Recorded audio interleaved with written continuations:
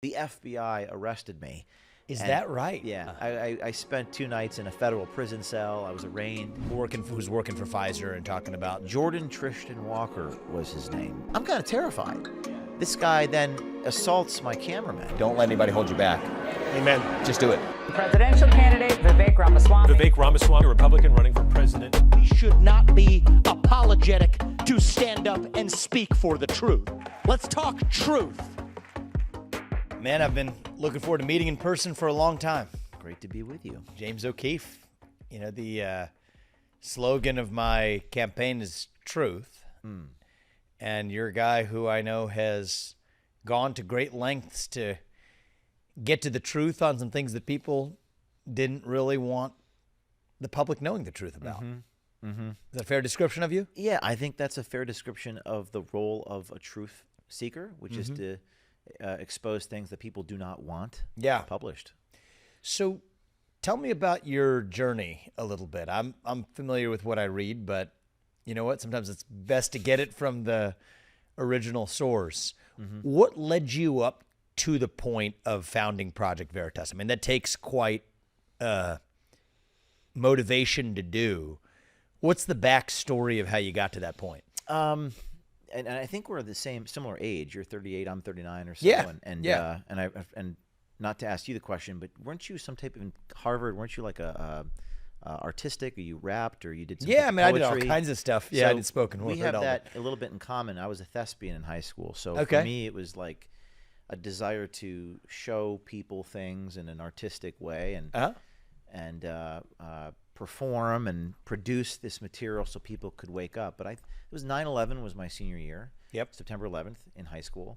And I remember just reading the paper every day, reading the New York Times every day in college, and that really brought out something in me. I wanted to, I thought that the news was not being honest, that they were coloring information, they were packaging information I felt differently than it should be.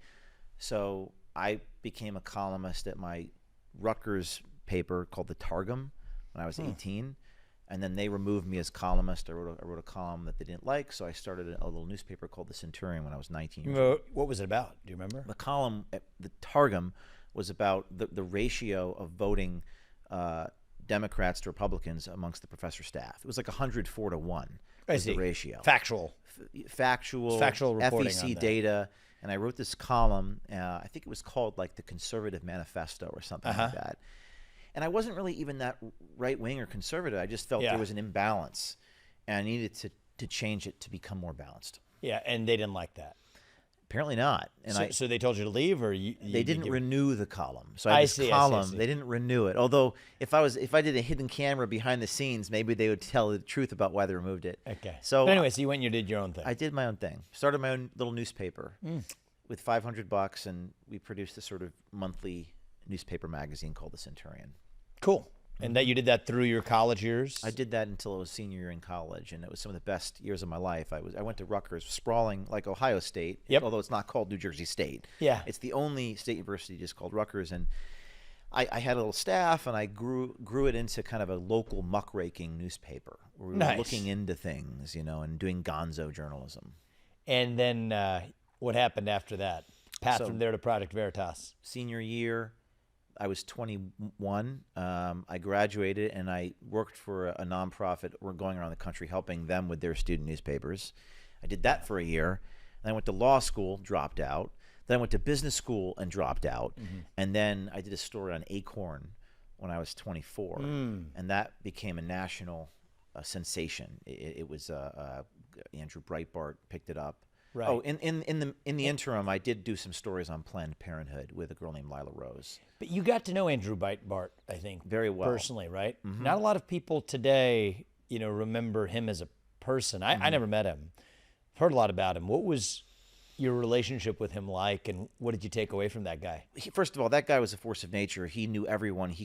I can't tell you how many people I meet because I was his best friend. So maybe that's so, but we did speak every day. He was a force of nature. I met him September 2009. He died March 1st, 2012. When he died, I thought it was a joke. I got a call from the Daily Caller. It's like, Andrew Breitbart's dead. I thought it was a practical joke. He was only 42 years old. He was a young guy, yeah. 42, 43 years old. He was so enmeshed in the media ecosystem. Like in 2011, it was a different world. Yeah. Nowadays, we're Manichaean. We're so polarized that like the Washington Post thinks of me as the other. But back in the day, someone like Dave Weigel, we'd actually tweet back and forth. So Andrew lived in that twilight of reality where you still could be friends with reporters, but also hold them accountable. And what he taught me, he was an editor of the Drudge Report. In fact, when I went to his house, he was actually editing Drudge Report. It was wild to see. He had the HTML up on his screen. He was just a guy who knew how to play the media and how to choreograph the media and get covered by the media. That's really, and he was a force of nature. He tweeted hundreds of times a day while running his company. I don't know how he did it. And he was quite an intellectual, it seemed to me, as well. Yes. He was a great writer. He went to Tulane. Yeah. Clarence Thomas was the thing that really inspired him. And him and I were very different people. So I was more introverted. He was more extroverted. And he picked up some of what you put out. That story about Acorn was probably the big one, huh? Yeah. I knocked on his door. I went down to his basement. I opened up my laptop and I showed him the video of this Baltimore Acorn woman telling me I disguised this illicit prostitution money. I'm undercover as a pimp. And I'm telling this lady, hey, I've got all these underage girls. And this Acorn official's like, oh, don't put that on the tax forms or disguise this on your tax forms. And what is, I mean, I've heard of it. I know this, predecessor group to a lot of the groups today, but like what is Acorn? What was it? Yeah. Acorn was the Association of Community Organizations for Reform Now, and they helped with housing and loan opportunities for low-income people. They also did voter registration drives, so they got out the vote. It was founded by a guy named Wade Rathke in Arkansas, and there were allegations that they were embezzling money and doing improper things. So we did a sting to try to see if Acorn would go along with an illicit, immoral, illegal thing. And they did, and it was wildly entertaining. The camera was in a tie, and it was a wire going. I sell them on my website. A button camera goes into your pocket, a little SD chip. So I get all these videos, and I show the first to Andrew, and I said, and there's another one, and I show him the one in New York where they tell me to disguise the money in a tin can to get away from the pimp, and then I show the one in D.C. where the Acorn official says, we're not going to tell the police this, and Andrew says, I've seen enough. And then he takes a step back, and his whole complexion changes, and he goes, this is going to embarrass the mainstream media like you can never believe. And I said, what do you mean? And he said, because we're going to put out the first tape and say nothing, and they're going to call it an isolated incident. And then we're going to put out the second tape, catching CNN and the New York Times in their lies. Calling it an isolated incident. And then, lo and behold, just a month later, we did this, and after all was said and done, the New York Times printed an apology. This is extraordinary. That is good. You don't see that anymore. Clark Hoyt, Pulitzer Prize-winning reporter, published a column saying we were too slow to tune in, and admitted that they should have covered the story. In fact, Congress voted defund Acorn before the New York Times even assigned a reporter on the story. Wow. It was Democrats voted to defund Acorn. 80 So they were getting public funding. Yeah, from taxpayers. They were going to get billions. Unbelievable. They were going to get billions. They were receiving, I think, $100 million in public money. Unbelievable. Yeah. So this was just two kids from the cast of High School Musical 3 with the video camera and the grandmother's chinchilla coat. So it was an indictment on everything. So then you started taking this approach to... Well, everyone before that thought I was crazy and stupid, and I had shared this vision with people, and they thought I was nuts. And then everyone thought this is the best thing ever. Yeah. Suddenly, everyone believed in it. And then I was arrested just a few months later for being in a senator's office. I was asking Mary Landrieu, then Senator Mary Landrieu, some questions, her staff some questions. And they realized who I was, and they sort of charged me with a crime I didn't commit. Oh, really? What was the crime? Tampering with phones. So I was there to ask about the phones.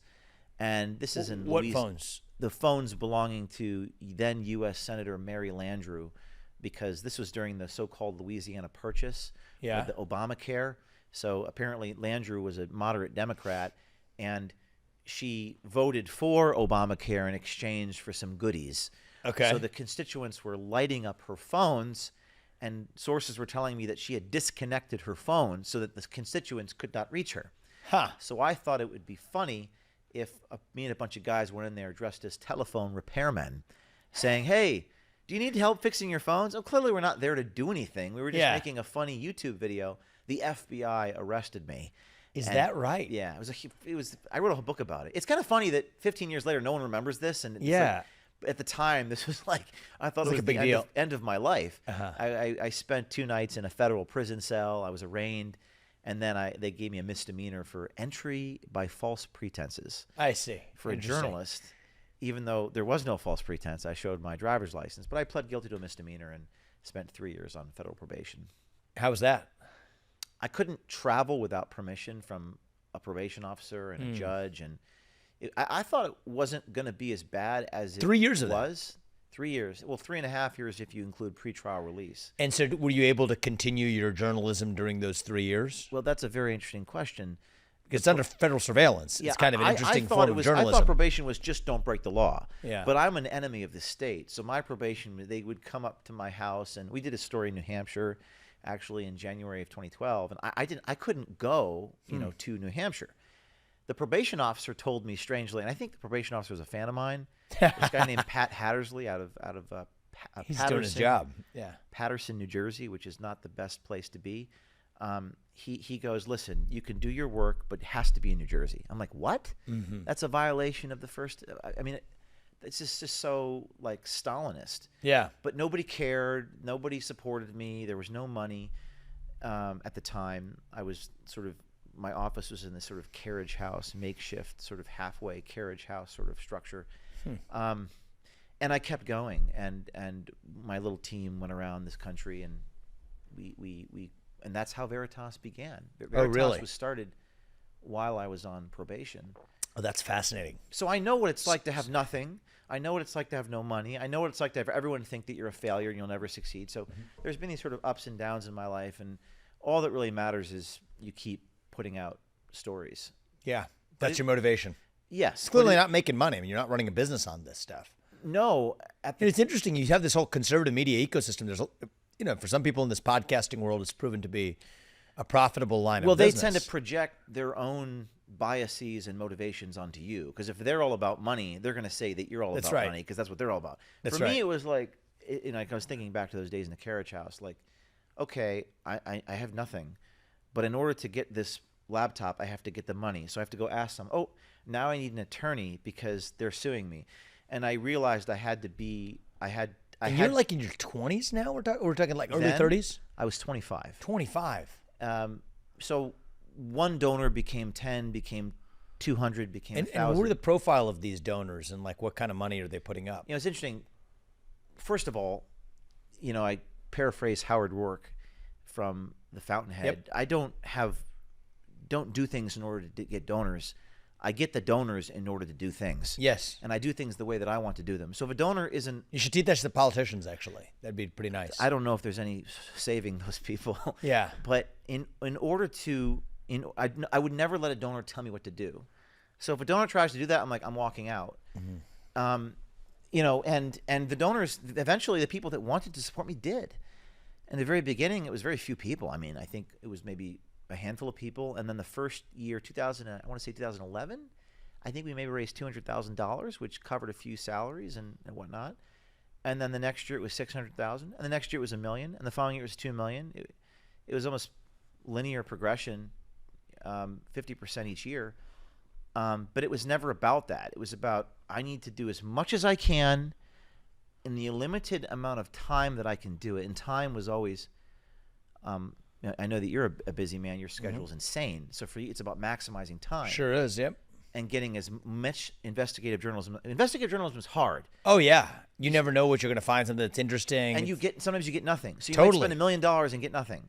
I know that feeling. I mean, it actually was one of the things I was going to ask you about. Is it reminds me weirdly of my first career, where you would never draw this analogy, but was actually drug hunting, right? Developing medicines. You never know in advance which one's actually going to be the one that works, which means for every one that works, you need, there's like a whole footprint of like multiples more behind it that nobody ever sees. And I've got to imagine that's what your life was actually like. And all of them require courage. You're taking risks. And my line of work is more capital risk, but you're taking deep personal risk, which is even more there was, significant. in the beginning, there was one thing we did in New Hampshire where the Attorney General, or I don't remember, it was the Associate Attorney General, like I think he like raided or came to the home of the reporter who did the story, and his name was this is a relief. You can't make this stuff up. The Attorney General's name was Richard W. Head, aka Dickhead. This is New Hampshire, and he sent this guy with photos and sort of terrorizing the family. And you have to remember this. You have to remember how surreal the circumstances are. He's terrorizing the family of the mother and the sisters of the journalist who did that story, who resides. Who is in New part of Hampshire, your group, working for me, part of my group. And what story was he doing exactly? This was a story involving we had gone to the poll locations of people who were dead, deceased voters, and say, hey, do you have Susan Jones there, who's a deceased voter? And the poll worker goes, oh, here you go. Here's Susan. Here's your ballot. They were giving out the ballots. And it was all on video. Okay. And this was like a lightning rod issue. And was this, and not that it matters, but like this guy could either easily be a Republican or Democrat. But I'm just curious if this is a videographer. No. The both. They were giving out Republican ballots and Democrat ballots. The Attorney General was a Democrat. Okay, got it. Richard Head is his name. Yeah. So you have to understand, like the circumstances are, I'm on federal probation. I've got virtually no money. No lawyer wants to work for me because they all want $600 an hour at the time. Now it's $1,200 an hour. And you know you're living on a prayer. You have no safety net, right? It's all risk, and that's been my life basically since I started. Even to this day, even the Pfizer story, when I confronted that guy, the cops came, the NYPD came, and that was the recent one, right? That was the one in February. Yeah, where I confront this guy, and it's me. We don't. This is like the guy who's working for Pfizer and talking about Jordan Tristan Walker was his name, and he was the mRNA scientific planning guy. And like Chris Hansen or Mike Wallace, I usually confront these people with the footage. And what happened was he called the NYPD. Now we probably should. We don't cloud the footage while we're recording, so. That's a good idea. I'm coming from a context where people destroy my recordings and then falsely accuse me of crimes. So I'm kind of terrified. Yeah. This guy then assaults my cameraman. He starts going nuts. Have you seen this video? Yeah, I did see this. He's on the floor. He's grabbing the ankles. I mean, these are the leaders that decide public policy in this country. On the floor, assaulting. And I'm backing up because I've seen this rodeo. In Louisiana, they destroyed my SD chips. So I'm like, we have to get this SD chip out of here. Yep. So you're always on the frontier. You're always just one step away from the abyss. And you took risks in the capital markets. I take risks. Much more personal risk you're taking. Yeah. In a different way. Yeah. And so that was the one that ultimately then got you booted from your own organization that you founded. Is that nominally what happened? The timing is a matter of fact. So the timing, people don't like it when I say this. I don't know. I mean, it's just factually the case that we broke that story on January 27th, I believe, give or of take this a year, day, right? Yeah. Of this year. And there was a board meeting on February 6th, and I was removed on February 10th. So the timing was at least really stupid on their part. Yeah. And that's what people were so outraged by. It's like, why would they do that? Yeah. I was responsible for raising about $25 million a year. We had a bare bones development team. My expense account was $200,000. I had to travel around in an SUV, because I'm on the phone with sources and I'm on the phone with donors, and you have to protect those people's identities. So it was really bizarre, the timing. And I'm not so sure that there is that someone was bribed or something like that. I don't know that. I don't have any evidence, but I know that one board member liked to say we don't need James O'Keefe anymore in this organization. That it's like I don't think they've done too well without you. It doesn't seem so far.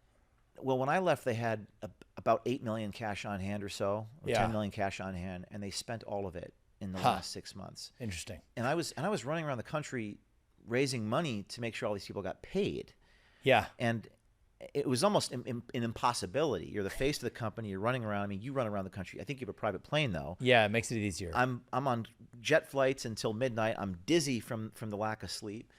But I think the Pfizer story, it was a big deal. It was Yes. it was probably the biggest story that. Oh, I remember that. Yeah. It was it affected people. And the funny thing is that story exploded in part because only a small handful of people who had reach in conventional media actually picked it up, right? I mean, like I saw it on Tucker. Tucker was all over it. He did a phenomenal job. Piece. That was amazing. He did a phenomenal job. One of the things I love about him is he doesn't view himself as competitive with other journalists doing good work. He actually gives them a chance to elevate what they do. We'll dive into the story in a minute, but it wasn't so much that I have evidence or information that someone paid someone off. It was that the story was such a big deal. Yes. And it elevated Veritas and my name to heights never seen before. That there was a board member who said, "This is our opportunity to get rid of James O'Keefe." I mean, what is going on in that person's brain? I'm not a psychologist, right? But I mean, I think but you even should just ask that person just that a question. basic business judgment or organizational judgment to say that, okay, we usually want to double down on success, not to take the legs out from under it. Well, 7 It's years amazing. ago, the same thing happens in corporate America, by the way, all the time. But I've heard that. yeah, it's kind of fascinating. It was like I think the Where are direct these people? I just don't get them. I got calls from people saying this guy is telling us that, James O'Keefe had nothing to do with the success of the story. And one of my board members, had me over his house in Connecticut, and I said, "Where are you getting that from?" And he goes, "Well, that's what this guy told me." I'm like, "So if this guy told you to jump off a bridge, you do that?" Yeah. And he's maybe he would. And I said, "This is me in the video. What do you mean I have nothing to do with the story?" He's like, "Well, you're not the one who recorded it." And I'm like, "But you're the leader of the organization." But I'm the leader. I'm taking all the risks. I'm being raided by the feds. I'm being sued personally. I have to raise $20 million to pay all these people. Yeah. It was the logic was so. This is the thing that kind of frustrates me at times, even in the conservative movement, is stuff doesn't get off the ground that much because of all of the BS of the infighting and whatever, where, people on the left have mastered their capture of universities, corporate America, Hollywood, and otherwise.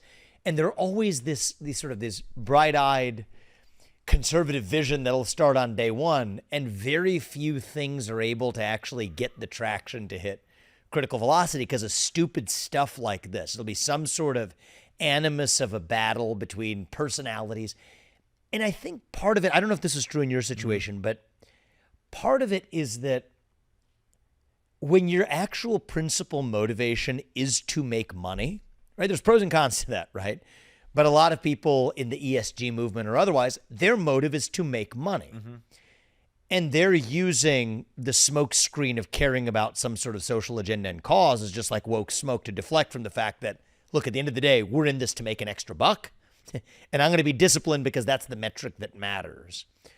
Whereas what I see in a lot of the so-called alt economy, and I know yours was nonprofit, but it's a similar mentality, is they'll tell themselves that their motivation was actually that they're business people and they want to make money, but actually their motivation was actually self-regard, Yeah, I guess. the way to put it. Self-regard. And so, I mean, you're saying this guy wasn't a donor or something like this to you, and it's not like money was his motivation. I'm sure he's watching this right now, and he'll. But it's tweet like about self-esteem. it, and I hate to. I don't even know who this guy is, so I could care. I mean, it's not a personal thing; even it's a system. talk about it because what I've found in my life. I've been called a fraud for 20 years. This is not new. I've been through worse than this, and defamation that makes you question your own sense of reality. Gaslighting, jail, raids, lawsuits. So this is not. I'm not. But I just. It almost doesn't matter who the individual is. But I am going to talk about it because I think you're right. I think it's the issue at hand that it was that 7 years ago or so, a board member who got off the board, great guy, still talk to him. He's an advisor of mine. I won't say his name because people have a freedom of association right under the First Amendment to associate freely with a nonprofit without being doxxed. But this guy gave $500,000 to Veritas, and he pulled me aside. It's a lot of money for It's a a lot of nonprofit. money. Yep. It was a lot of money. We had a few people that gave that much. We had half of our budget came from $100 donors, $50 donors. This guy pulled me aside and said, "You've got to get this guy off your board." I said, "Why?" Oh, he said this other guy who person. gave you $500,000, the guy who's actually writing the check, Yes. says the guy who's not writing the check, you might want to watch out for him. I said, "Why?" He said, "Because he's envious of you." He said, "Because he wants to be you, and ultimately he'll work to replace you. And nobody can be you. Nobody can be you. We're all our own person. That's right. And I found that there was some of that, and I don't look at the world that way. I guess I've never been much of a jealous person. When I look at my heroes or people like that inspires me. Yeah. I remember seeing like Little Shop of Horrors in high school. I saw Seymour. I'm like, that's amazing. I want to be in a musical. It's not. So there was that, and it was inconceivable to me when that guy told me that. It was so outside my experience that I did nothing with the information. And in other words, I didn't take the warning seriously. And then when the Pfizer story broke, it was like, here's our chance to get rid of O'Keefe. And it was so painful. I went through so much pain the first week. I don't think I ate any food. I think we've all been there in life once or twice. But I realized as soon as it happened, no use crying over spilled milk. Bizarrely, I had more DMs and more people reaching out to me. Debbie Bernal was this Pfizer whistleblower who provided some of the documents inside Pfizer that corroborated Jordan Walker. She was previously unwilling to go public, and then after what happened, she was inspired to go public. So it strangely helped me journalistically, and that more people kind of trusted me after, when you go through these sorts of trials and tribulations. That's pretty interesting. Now, the only problem is you don't have the infrastructure to capture all of the inbound. You build again. So you build it again. So how you've been funding that? How by funding the rebuild? Well, it's OMG. More donors, I suppose. OMG is not a nonprofit. OMG is the new thing. Yeah, we do not have a board. Just a company. I question the efficacy of these sorts of boards. Yeah, I seriously question the efficacy of these sorts of boards. When I interview you, I'm going to ask you about that because I want to hear your take. But sure. It seems to me there was a piece by Dr. Robert Malone who wrote a great piece about this called "The Institutional Pathology That Removed James O'Keefe," and it's all about sort of churches and hospitals and boards who don't necessarily own the company, and they question when you are successful. They seem to go back and question the success. They take a backward-looking focus. Yeah. Why do we take all these risks in the first place? I could have done this differently, and it's like, are you nuts? Yeah. Like, why don't you go out and do it? Why don't you go out and build it? It's hard. It's very hard to build things. Oh, it is. It's very easy to destroy things. It's very easy to sit on a board. It's a very passive verb for you're a right reason. about that. Sit. Okay. And I hired this Goldman Sachs guy who is part of the so-called managerial class who you speak about. Oh, yeah. No offense to investment bankers, but I'm probably never going to hire an investment banker again as a manager. And I learned a lot. And I think that what I take from this experience is that I think it's a blessing because I made some mistakes. I put some people on my board I should not have. Okay. And I learned from this. You own that. I Accountability. own it. Yep. I learn like it. that. And next time I hope to not make that mistake. So the new thing's set up more as a company. Yeah, it's a company, and people I think it's support. better.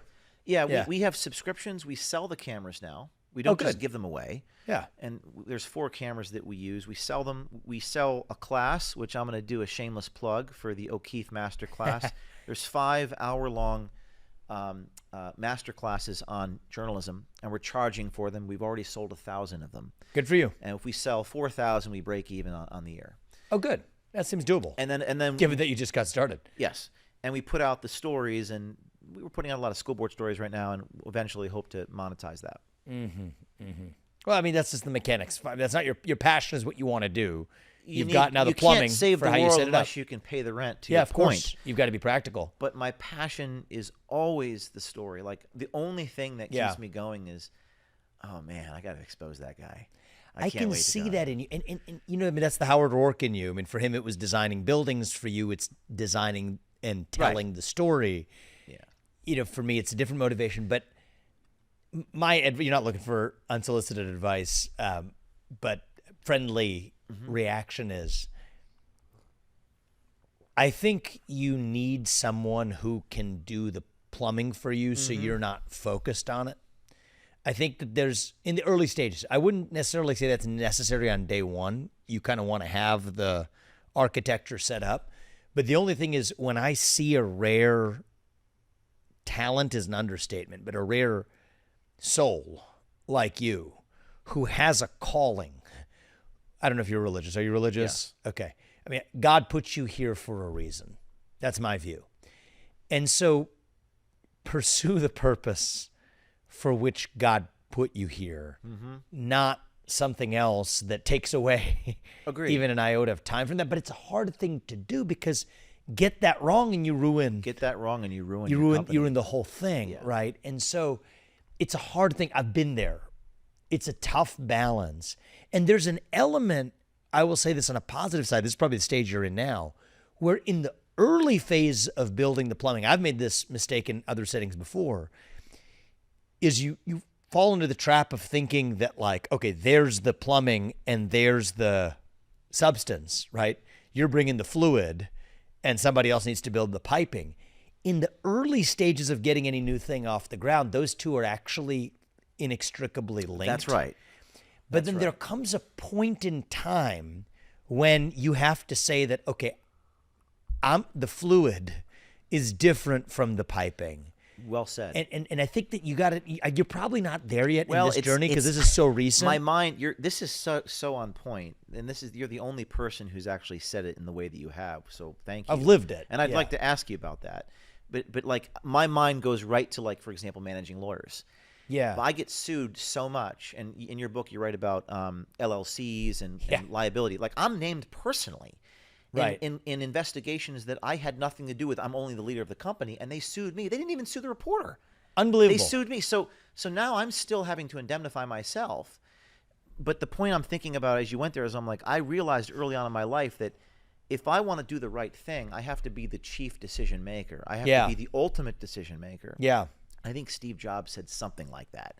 Like I have to be the person in charge. Not because I want power. That's not. It's because that's what it takes in a certain way. In order for me to do my art, yeah, I can't settle that lawsuit. I can't bear false witness. And if I work for somebody else, the system will make me bear false witness. Right. It'll make me compromise on my ethics. And if I compromise on my ethics, to borrow the Howard Rourke metaphor, then I have to destroy the building because it's not the building that I want to build. Which he did. So, which he did. Yeah. He blew it up. So that's the tough part. Yeah. In my deal. And I think there are certain people that wanted me to be the gopher. Oh, you just go raise that $30 million and you just do your art. Well, it doesn't work that way. You can't give me all of the responsibility, but none of the authority. I have to have the authority in order to... Separation of responsibility and authority is a funny thing. Yes. Actually. And I'm still learning that. Maybe you can give me some pointers. I'll give you my 2 cents. It's not the same for every person, but I'm just making an observation of what I see in you. Is I think the number one question for you is, you know why God put you here. You know what your purpose is, what your calling and your passion is. First of all, let's just pause on that for a second. That's a beautiful thing to know. And you're young. We're similar age category, but most people our age, most people any age are lucky to ever figure that out for themselves. You figured that out at a much younger age, right? Like over a decade ago. So you already got a head start. Let's start on the really positive side here. I mean, what a head start to have at a relatively young age in your 20s already to know this is your calling. This is what real self-realization looks like. Well, boy, is that a head start. Now everything we're going to talk about is like easy by comparison, right? Like that's the hard question. Who am I? I mean, that's a hard freaking question to get to the answer to. I think most people never get there over the course of their entire life, let alone over the course of, middle age. You're there at a young age. So like, let's just put things in context here. Notwithstanding all the trial and tribulation you've been through, and I'm saying this, you don't need my pep talk, but I'm saying this for the people who are watching to see, right? Because there's a version of looking at your story that can leave, there's part of me that feels this way, sad, to see what a guy like you has gone through and what our country does. Censor, silent, jail, arrest, kick out of organization. It's the same managerial class doing the same thing in different ways. There's a sad version of that story, but let's not do that one. Let's do that. Right. Let's do the version where this is a talent that was put on this earth to do this thing that needs to be done. Uncover things, stories that weren't told, and just tell them literally without a filter, with like directly just by putting up the footage that he gathered directly and allow you to see it. That's a cool place to be. Now it's just the implementation question, right? And so I could give you my 2 cents on the implementation and how to think about that, but at least for me as an observer, I don't know for you, but it takes the pressure off to see that you've got like 7/10 of it already under your belt. That's a good point. That's an astute observation. I definitely know the why. I've got the why down. You definitely know the why. And some people are not driven by that and motivated by that, and or don't know it even, or don't even understand. Like you say, in the political world, which I'm very curious to ask you about this when I interview you. But it's just like people are projecting onto you all of their demons. Exactly. So you really have to be confident in your constitution, and you have to know who you, and you can't trust anybody. That's the other thing. In the journalism business, you have to trust. You have to open your heart to people to get them to trust you. But trust is a two-way relationship. It is.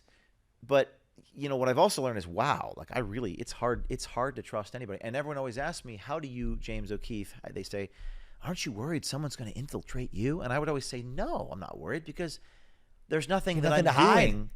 Yeah, but that's not how they see the world. Yeah, it's because they got a million things to hide. They got skeletons in their closet up the wazoo. Or in a more demonic way, they'll falsely accuse you of things. So let's say there is no camera recording your encounter. They'll just make something up about you. Yeah. Which is why I always told my staff, please do record me. Right. Because the recording, I want the recording versus the artificial telling. Yes. The artificial telling is far worse than the recording.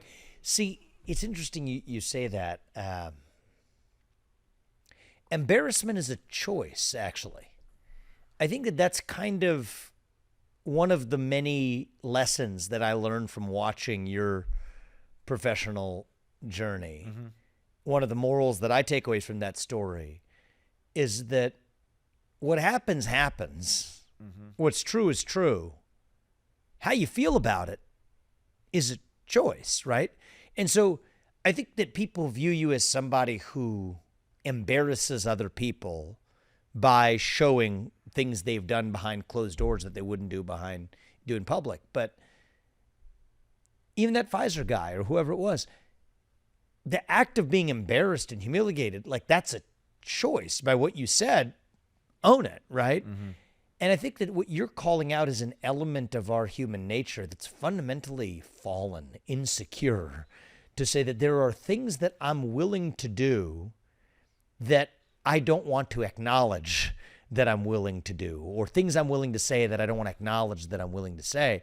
And that gap, that doesn't fall on you. It doesn't fall on the camera. It falls within each of us as a human being. And I think because you're in the position you're in, you've realized that, hey, tape everything you do, and that's the way you would live your life. Something to the effect of health of a democracy is determined whether people can say the quiet part out loud. Or yes, just speak, say in public what you will say in private. Yeah. And we would be so much more united as a country, by the way, if everybody did that. Right. But the reason you'd be more united as a country, and I loved your earlier use of the word constitution, right? You referred to your personal constitution. Mm-hmm. But there's an analogy to a nation that's insecure at a similar level, too. You got to know who you are. Then you don't need to apologize for it at the individual level, at the level of a nation. But today, the reason, why we're as divided as we are, I think, is because people don't feel free to say in public what they'll otherwise say in private. And that's a loss of self-confidence that we need to somehow rediscover. I guess I got a question for you is, this is a hard question. Mm-hmm. So I mean it in a challenging way. I'm not sure what my bias is on this. Do you think in the mode you've chosen to do this, right? I've no doubt you're doing a useful service you've done a useful service for the country, opening people like my eyes who've seen the things you've exposed. I can speak to that personally, that you're doing a value for the external world. But for that person, or for the person who's on the receiving end of it, do you think you're making it more or less likely for them to live the rest of their life afterwards in the direction that you strive to live your own life? Yeah.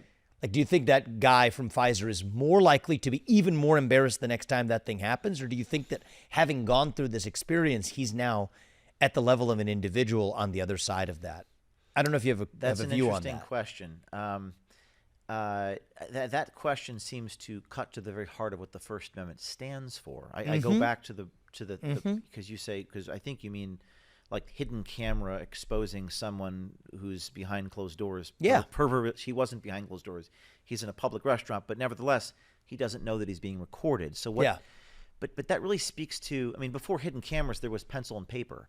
Like Upton Sinclair, when he infiltrated the jungle, he didn't record it, but he, 60 Minutes producer Don Hewitt quips, are we going to get upset at Upton Sinclair for smuggling his pencil in? Yeah. So there were written accounts, submersion journalism, newspaper journalism, muckraking 100 years ago. But the camera is more telling, isn't it? It picks up on things that the pencil does not, right? It picks up on it almost damages someone's dignity. More. Dignity. People feel violated because of their dignity. But this is the paradigm that we're entering. And as Scott McNeely once famously said, you've lost your expectation of privacy a long time ago. So it really cuts to the heart of the First Amendment and why it exists, to inform the people. People have this is a cliche, but a right to know certain things. And I don't think I would use these cameras in certain places. For example, I've never gone into someone's bedroom. I've redacted very private things about things that we've recorded. Out of respect for the subject. Yeah. Like there was a story on NPR we did where an NPR official brought up the name of a Libyan reporter in their newsroom, and I redacted that. And then people attacked me for doctoring footage. It's like, I can't win. Yeah. But no. But it's a judgment that you make, right? It's a judgment, and that's the most that's the most important part of being a journalist. It's the judgment. It's the discernment and the ethics. Journalism, people follow people. I've always said content is king, which means if the story is big enough. But what I learned recently, I learned this in the last year, is actually content isn't king. People follow people. People trust people. And a lot of people trust me. Because of what I've been through. I thought the jail and the defamation and the harassment. That feels closer to the flame to me, yeah, because you do hear this content is king thing. It always kind of lands flat with me. Yeah, I think you're right. The Viacom founder once said that, but I said that because in the beginning of my trajectory, I mean, and the reason I'm saying this to you, you might say, well, let's focus on the positive, but I think it's important to focus on the suffering a little bit. Also, because it's both part of the truth. Because because it makes an ordinary man question his sense of reality. When you're Wikipedia, and I know your Wikipedia page, all the Wikipedia pages are pretty nasty, but like, it is so bad. It is like he doctors tapes. He's a felon. I'm not a felony. Yeah. Like he rapes women. I mean, just like he hates black people. I remember reading that as a 25-year-old. I mean, nothing prepared. That's not me. It's unrecognizable. It's almost like combat. Yeah. Like it's PTSD. Oh, but it's literally like combat. I mean, I can tell you even in a political campaign or whatever. Yeah. Like people, I mean, much less derisive, but just to the level of inaccuracy, stuff will show up saying that I was born in India, has the wrong last name of my wife. I mean, it's just people who can just, edit and say anything. That's fine. The answer to, I don't think that we should have a systematic suppression engine of that. But what it does do to the level of a person, I think, is interesting, and it sounds like it's worn on you a little bit. And I bring that up because I think that is why it is so important to use hidden cameras in certain contexts. And I write in my book, American Muckraker, it's a question of relative deception. We have a Washington Post, to borrow an example, who did a front page story in 2009 when the Acorn story came out, and they said James O'Keefe went after Acorn because he doesn't like black people that vote. She just made it up. It's like the headline. She won the Pulitzer Prize, and then she had to print a front page retraction because I never said that. Unbelievable. Can you imagine if I did that or you did that? No we chance. would rightfully be crucified. So when you live in a world where that happens on a daily, and by the way, that's just the stuff that I called out, happens 100 times a day, and they get away with it. When you live in that world, it's not just morally permissible to record people without them knowing. It's a necessity. And that's the world that we have to live in. Now, what effect that has, if you want to live in a different country or a different world, which does not place a primary emphasis on the First Amendment, then go live in that country. Yeah, they exist. Most countries are that way. Most of them are that way. I think our Article 3 courts still, generally speaking, protect the First Amendment. Yeah. Which is why I'm still here and not in Thank prison. God. Yep. Thank God. Although, who knows what will happen, and I think over the next 5 years we'll find out. That's part of why I'm in this game. We're going to keep it that way. And the Article 3 courts generally protect the First Amendment because the same journalists that want to point a gun on me, like when the FBI raided us, they were like, whoa, Yep. They're like, whoa, we don't want to be raided by the. It's self-preservation. That's the right. ACLU is defending or filing amicus in my case because the FBI raided me and they never released the probable cause.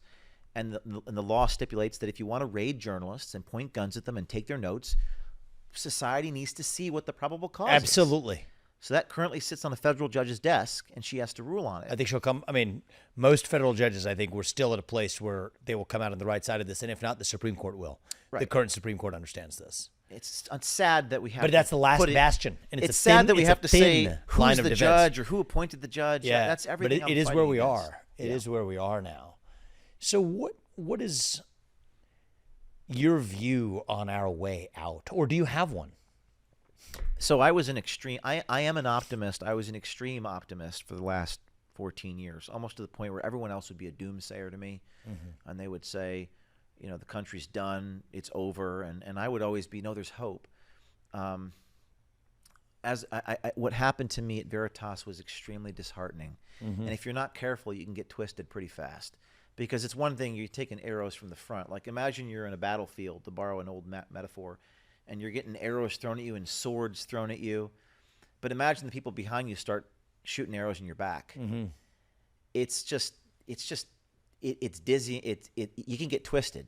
Yeah. So I think you have to surround yourself with strong people, discerning people, good people.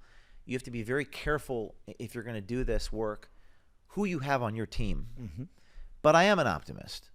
I think miracles can happen, tides can turn, and I think that what I've seen in the work that we've done, I'm a bias towards the work that I'm doing. Most recently in New Jersey this past week, we did a few stories on school boards. Every mother in every municipality is contacting me and wants me to go to her school and give a hidden camera.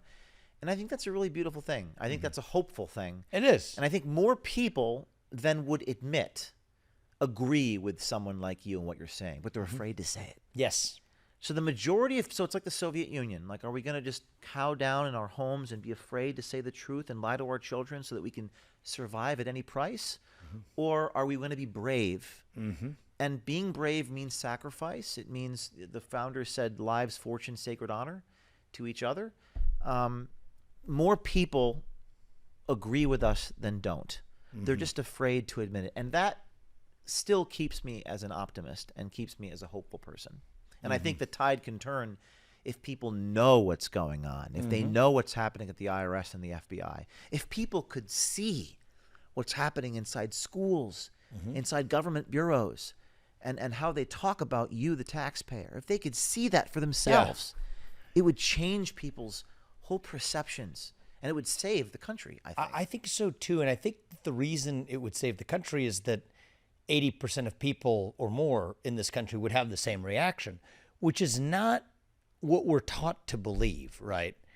You know, we're taught to believe we live in a divided partisan time and, you know, somebody, you know, 50% of the country is going to agree with one thing and 50% another. I don't see it that way. Not on the kinds of questions that you're putting your finger on the pulse of, which is just straight up corruption, lying, dishonesty. I mean, I don't know whether you're Democrat or Republican or left-wing or right-wing or what you thought in the Iraq War or high taxes or low taxes, but you want to know the truth about what Pfizer is or isn't saying about the vaccine. You want to know the truth about what your media is or is not telling you about an organization that's getting boatloads of federal funding in the name of promoting civil rights in the form of the Acorn example. And so I think that when it comes to the basic values, right, free speech, honesty in government, self-governance as opposed to elite aristocracy, most Americans agree on the basic rules of the road. They might be divided on abortion or whether corporate tax rates should be high or low. And, you know, those are questions that people might want to debate vigorously, but that's not the kind of thing you're putting your finger on the pulse of. I think it'd be difficult for you to find my political views anywhere on the internet. I don't never espouse. I'm not sure I know what they are. I don't espouse a public. I believe in reality. Yeah, You're allowed to have political beliefs, but do it's we irrelevant even agree to on that? In Yeah, other words, right now we don't. Are you entitled to That's more what's than one on the truth? table. Because that's my belief. I That's believe what's on that the 2 table. + 2 = 4, or and that 2 + 2 = 4 is racist. And those this are is the a questions. microphone, and this is a cup of coffee. I'm not actually sure that as Americans we can agree on that. So that's my baseline. Well, here's what I would say. Here's my view on this, because I do have a strong view on this. Maybe you'll disagree with me on this. This comes from traveling the country, not through the filters that were fed through cameras and social media algorithms and otherwise. but that is what I'm doing right now, is traveling the country with roomfuls of people, from tents in Wisconsin to, farmers in Iowa to, people in New Hampshire or whatever it is. I believe that most people in this country, like the overwhelming majority, easily over 80% of this country, can agree on those things. That is a mug of coffee. 80%? At least 80% can agree on those things. Relatively low, but no, it start is somewhere. It is, but I'm just telling you what I see. I mean, it's sad that it's only 80, but it's not 50%, right? As we're taught to believe. It's easily over 80%, and half of the 20 are people younger than you and I who never learned the tools of discernment in the first place, right? You and I were both in latter half of high school when those two planes hit the Twin Towers. When I gave the commencement address at my high school 2 years ago, that was the first year where not a single one of those kids was born on the date that those two planes hit the Twin Towers. And so I think half the people never really learned what those values, most importantly, the tools of discernment to get to truth, were in the first place, who we can bring along to agree with us, not on corporate tax rates being high or low, but that's a cup of coffee, right? For lack of a better description, just grounded on certain things that are true in the world, agreeing that what your camera captured Why do you think that is? Really happened. What went down? What went wrong? Well, I think that this gets into a deeper discussion. I think that we as human beings, especially young people, need to be grounded by something, because we need to be able to believe in something bigger than ourselves. I believe this, at least. I think we need to be able to believe in something bigger than ourselves to see what is true in front of us. I see. And so there's a role played by faith. There's a role played by family or hard work. Patriotism, I think, can play a role here too. You don't need all those things, but you need like one of them. I would say faith, family, hard work, patriotism, pick two. And then you have enough grounding in your sense of self to say that, okay, I am me and I can recognize that to be true. But when those things all go missing, then you're lost, right? You're a vacuum. You have a vacuum in your heart. Then you're going to just believe, you're going to believe anything because you have a vacuum and something's going to fill the void. If it's not the true thing, it'll be the fake thing. And so that's a much longer discussion. But to bring back to where we are right now as a country, I share some elements of your pessimism, but I do think that 80+%, and it could be half the remaining 20 coming along with us too after we fill that void and bring them along, generally people younger than you and I don't think that we're actually as divided on the basic questions of truth as we're taught to believe. And the way we call the bluff on that is by, frankly, people like you, man, doing what you're doing, right? Let people react to it and close that gap between what people are willing to say in public and what they're willing to say in private. That calls the bluff on a division that I think is mostly manufactured. There was a recent, just real quick, there's a recent example last week of a story we did. It wasn't an undercover journalist, it was a police officer at body camera footage. And these school board officials called the police on citizens and myself. And I did a FOIA request. I got the body camera footage, and the cop was talking to the superintendent, and you could see the psychology of these people and what they actually believed. That woke. I encourage your audience to watch that. That was not a big story; it's a municipal story, but it was fascinating because one of the superintendents goes, "Let's scan the license plates." It was like a little mini tyrant in action, and the superintendent was like, "They're citizens, and they've come from all over the place, and they're here. Where's the cops?" It was like a sketch comedy of what these people are actually like behind closed doors. And I think more things like that, revealing real human nature, because human nature is pretty nasty. So we need to expose it and understand the truth. And then I have an infinite faith in the power of the American people. They can, if they elect you or whoever else they want to elect, and Congress can, we have all these people in Congress are supposed to make decisions, but people don't have access to the information. So that's my job. I think there's a version of what you're doing that gives me some inspiration and ideas for how to do this in the federal government as well. I mean, we're talking about taking on the deep state. Okay, what is that? The managerial class, the administrative state, right? The people who were never elected to be in a policymaking function, that are functionally in a policymaking function, even though we say they're not. I think exposition is a big part of the key to success. It's at least the first step, right? I mean, I think one of the things that Musk did at Twitter that I thought was pretty good, simple first step, is just publish the files of what the government actors pressured this one private company to do. I think there's a version of this for what I'll call the state action files. I want to do this pretty early on, is just anytime a government official in the federal government has pressured a private party or a private actor to do something that the government couldn't do directly, I think there are all kinds of ways in which that's illegal and we need to deliver accountability. But let's just start with step one. Just publish it. Let's just see it. You got to roll the log over, see what crawls out. There's an element to this that I think is harder in certain settings than others. Well, actually, maybe you've seen a version of this too, literally. I think the way it works in the federal government, this is what I think happened to Trump a little bit, is you roll that log over, you see what crawls out, you strike the swamp strikes back.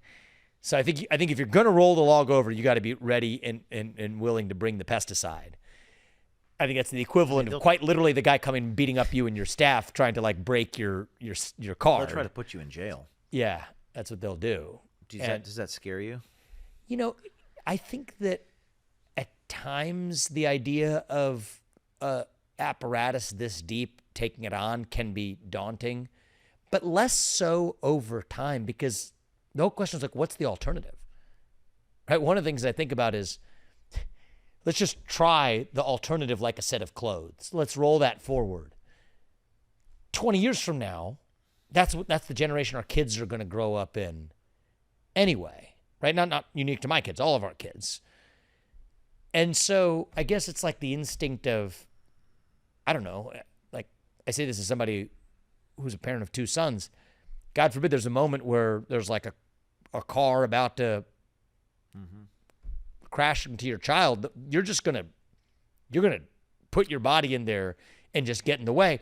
Not because you know it isn't going to hurt them, but it's still your best chance of ensuring it. You're doing it to protect your family, whereas it's counterintuitive because most people don't do it so that they could not be away from their family, or you're doing it to protect your family. It's sort of familial instinct. It's not unique to my family, obviously, but if you think about our relationship to one another, like our relationship to our family members, like that's the impulse for me is, are we taking some risk by going on the path that we're going on?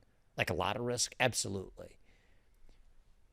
But we're doing it at a time where the alternative, there may not be a country in 10 years. Is really therefore exactly your children. That's my talking point. When I meet with people and they're like, our talking point, it's what I've come to say when people, but aren't you worried about your children? It's like, well, I'm talking about their children. And I say, well, if you want to care about your children, you have to be involved. Yeah. I mean, what's your alternative? What world will your 6-year-old live in 10 years from now? Yeah. I think that's where we are. I think that's where we are right now. And so that makes the choice a lot easier.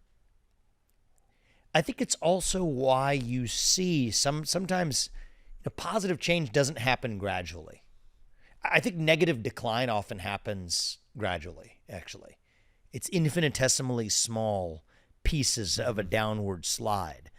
You don't see ascent happen in the same way.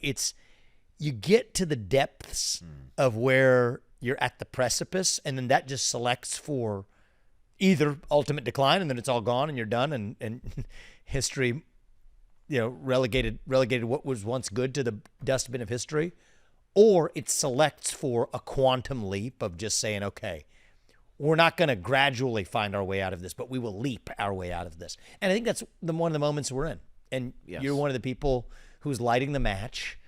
And the question is, do you combust a good kind of reaction where you cause the rocket ship to take off, or doesn't it? In which case we're all done, and that's the ball game. My team and I force people into these boxes where they're required to make a decision. Like when I've been in court, in federal court, and the jury verdict, it forces all this hyperbole and innuendo melts away. And it's like, do you want to live in a world where and I've been in court many times and I've won, all but one, where there's logic prevailed. You force people into make this decision. There was a case in North Carolina where logic prevailed.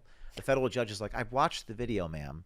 There's no edit. She's like, but where's the edit, ma'am? Yeah. And she's like, okay, case dismissed. Yeah.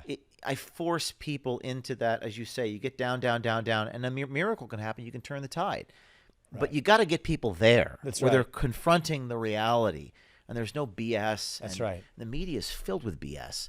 That's why I use cameras, because and I don't think the artificial intelligence is there quite yet. I saw the Indiana Jones movie with Harrison Ford, and I couldn't pay attention. It's not. It looks like it it's looks just not. I'd rather not watch cartoonish. it. Yeah. I yeah. mean, is this what AI is supposed to be Yeah. like? His face looks mangled. We're not there yet to create the paradigms and circumstances that my reporting does with police body cam footage and superintendents and people are calling. So I don't think AI is a threat to me yet. But yeah, we force people into that moment you just described, where they're required to grapple with the questions. Yes. And there is only one truth. And when I say truth, I heard a joke recently, and truth is beauty is truth, talent yes. is truth, art is truth. So like this Lizzo, this woman, obese woman on the front of magazine, she's so beautiful. There's a joke. If you want to upset your girlfriend, tell her she looks like Lizzo today. There's a truth in each and every one of us. And there's only one truth. Yeah. So we're trying to wake people up. We're trying to shake people awake. And I'm confident that we will do that. If the First Amendment is under attack in this country. It is. In a serious way. We still have it. It is. The FBI still but not has for long unless we do something about it. the FBI still has my devices. For 3 years ago. It's one of the greatest violations of the First Amendment in the history of the United States for them to raid journalists' homes over a story I never even did. Unbelievable. So shameless plug there. Not shameless because I have to pay the legal bills of my No, journalists. it's not shameless at all. But private citizen is the 501c3. It's tax deductible. It helps fund our citizens' legal bills. Private citizen 501c3 if you want to support our First Amendment rights there. Well, James, I appreciate what you do. I think you set an example for young people who, I think the most important moral of the story isn't any of the implications for the country, all of which is important, but for maybe a younger person watching this, at least being somebody who found his calling, who's pursuing it, who's doing it without apology, a modern day Howard Rourke in his discipline. And I mean that as high praise. Thank you. And I hope you take it that way. Thank you very much for having me. Appreciate you being here, man. Keep at it. Will do.